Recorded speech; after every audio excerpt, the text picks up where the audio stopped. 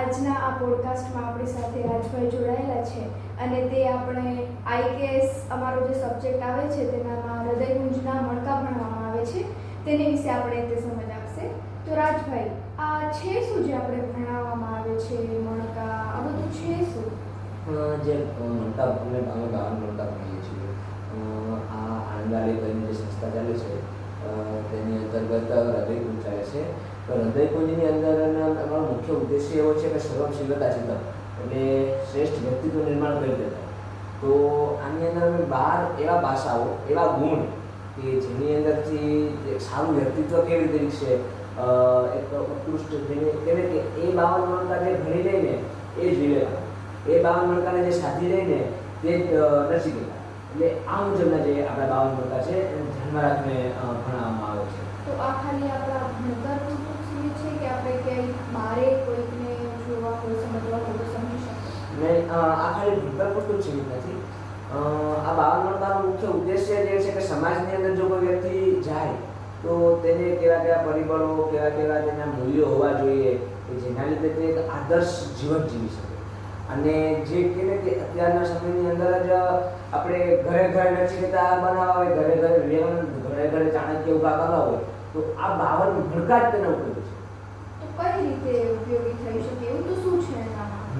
જો હું બેઝિક વાત કરું, શરૂઆત થાય છે અમારા અસ્તિત્વના મણકા. કે અત્યારે માણસો જીવે તો છે પરંતુ તેનું અસ્તિત્વ શું છે ને તેની કોઈને ખ્યાલ નથી કે હું શા માટે છું, મારું મૂળ હેતુ શું છે, મારું મુખ્ય કારણ શું છે કે હું આ મને જન્મ મળ્યો. એ વસ્તુને ઓળખવીને એ છે અસ્તિત્વ. પછી બીજું છે જિજ્ઞાસા, કે મારી જીવવાની ઈચ્છા શા માટે છે. આપણે ને હસી મજામાં કહેતા કે અમુક જીવવા માટે ખાતા હોય, ખાવા માટે જીવતા હોય, આ એમાં હસીની વાત લઈએ.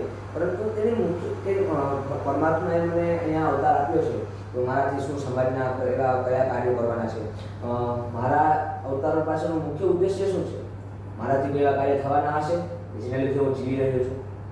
એટલે અહીંથી કરીને પછી અમારે એક મણકો આવે છે રાષ્ટ્રપ્રેમ. તો સમાજની વાત લઈએ તો આપણે રાષ્ટ્રપ્રેમ સાંભળીએ તો પહેલાં તો આપણે એક મસ્ત તિરંગો દેખાય, તિરંગા પછી આર્મીવાળા દેખાય, 26મી જાન્યુઆરી, 15મી ઓગસ્ટ દેખાય. બસ ત્યાં સુધી આપણું રાષ્ટ્રપ્રેમ સીમિત રહી ગયું. બસ 26મી જાન્યુઆરી સ્ટેટસ લગાવી, સ્ટોરી લગાવી દીધી એટલે પૂરું.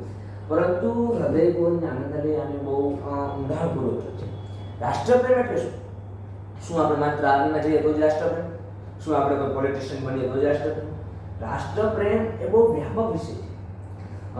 મારાથી ખોટું ન બોલાય તે રાષ્ટ્રપ્રેમ છે. મારાથી ભ્રષ્ટાચાર ન થાય તે રાષ્ટ્રપ્રેમ છે. મારાથી કોઈ દિવસ કોઈનું અહિત ન ઈચ્છે તે રાષ્ટ્રપ્રેમ છે.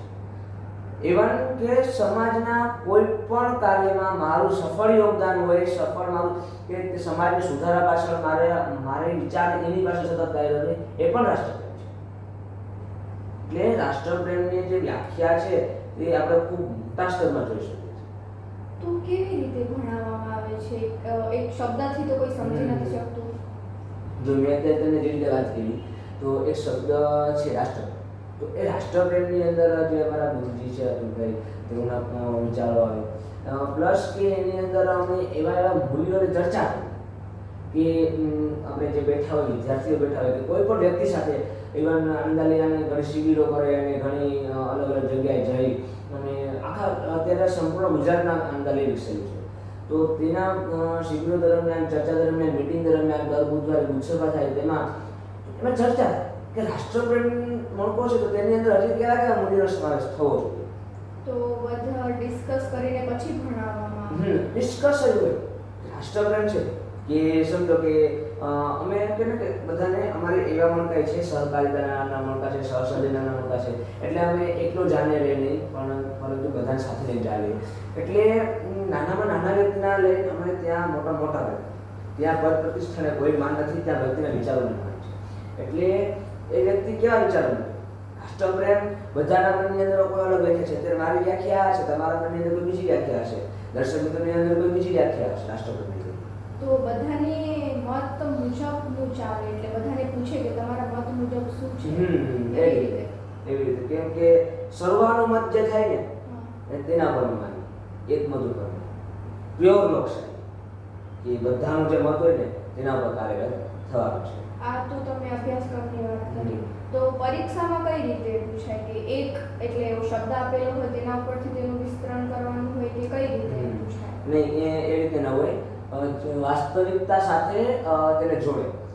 પરીક્ષા જ્યારે અમને આપણે પેપર પૂછે તો હવે અમે એટલા મૂલ્યો ભણ્યા હોય, 52 મૂલ્યો અમે ભણ્યા, તો તેનામાં એવો પ્રશ્ન આવે. હવે સમજો કે આપણે એક લોકનાયક નેતા ઉપર અમારે આ બે મણકા જે આ મણકો છે લોકનાયક, એના ઉપર ચર્ચા ડિબેટ ચાલી હતી. ઓલમોસ્ટ કલાક 1.5 કલાક જે આ ડિબેટ ચાલી હતી, ગંભીર એકદમ. તો તેની અંદર હવે પ્રશ્ન એ રીતે પૂછાય કે એક આદર્શ લોકનાયક છે, બરાબર, તેના મૂલ્યો કેવા કેવા હોવા જોઈએ અને તે કેવા કેવા નિર્ણયો લઈ અંદરથી નિર્ણય લીધી કે આવી પરિસ્થિતિ છે, તો આ પરિસ્થિતિની અંદર તમે એક રાજનેતા અને લોકનાયક તરીકે કેવા વિચારો, કેવા નિર્ણય લેશો. તો ત્યારે એક રાજનેતા છે એને ક્યાંક ને ક્યાંક પોતાનો સ્વાર્થ આવે, પરંતુ લોકનાયકને કદી સ્વાર્થ નથી આવતો.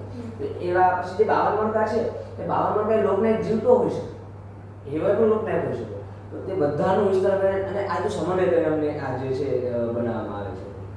તો તમે કોઈ એવા વ્યક્તિને મળ્યા છો કે સાંભળ્યા છે કે જે આ 52 મણકા એના જીવનમાં હોય કે કોઈ મહાપુરુષ હોય? સાંભળ્યા, જે 52 મણકાના મુખ્ય કેન્દ્રબિંદુ તરીકે અમે રાખ્યા હોય તો નચિકેતાની અંદર ટોટલી 52 મણકા, કદાચ આ 52 મણકા સિવાયની અંદર એટલા મૂલ્યો હશે કે જે હજી અમારા ધ્યાન નથી આવે, કે આ સમાજને ધ્યાન નથી આવે. એ પછી ઘણા છે. આપણે રાષ્ટ્રપ્રેમ, ભગતસિંહનું રાષ્ટ્રપ્રેમ ઉદાહરણ કોનું લઈશું? સત્યનિષ્ઠ. આપણે ધર્મરાજ યુધિષ્ઠિરનું સત્યનિષ્ઠ કોને લઈ શકીએ? એટલે આપણે પ્રાચીનથી લઈને અર્વાચીન સુધી જોઈએ ને તો જેને આપણે સમાજ યાદ કરે છે, જે જતા રહ્યા લીલા એ પછી યાદ કરે છે ને, તે આ 52 મણકામાં ક્યાંક ને ક્યાંક સંકળાયેલા જ છે. અમે નિર્ભય ટાઈપ મણકો ગણાય છે, તો શિવાજીથી મોટું નિર્ભયતા કોણ છે? અમે અલગ અલગ લોકનાયકની વાત કરી તો ચાણક્યથી મોટો લોકનાયક કોણ છે? શંકરાચાર્યથી મોટો લોકનાયક કોણ છે? એટલે જેટલા પણ મહાપુરુષો છે ક્યાંક ને ક્યાંક આ મણકા સાથે જોડાયેલા છે. અમે એને જ કેન્દ્રમાં રાખીને આ જે છે અભ્યાસક્રમની અંદર ગોઠવવામાં આવેલું છે. એટલે આનો મુખ્ય ઉદ્દેશ શ્રેષ્ઠ વ્યક્તિત્વ, સારો શીલતા જીતા, શીલમ પરમ ભૂષણ. તો આપણે જોયું કે અમારા આઈકેએસ સબ્જેક્ટમાં આવી રીતે હૃદયકુંજના મણકા અમને ભણવામાં આવે છે કે જેનાથી વ્યક્તિત્વ વિકાસ થઈ શકે. તો ધન્યવાદ રાજભાઈ આપનું, આપણે અમને સમજાવ્યું તે બદલ.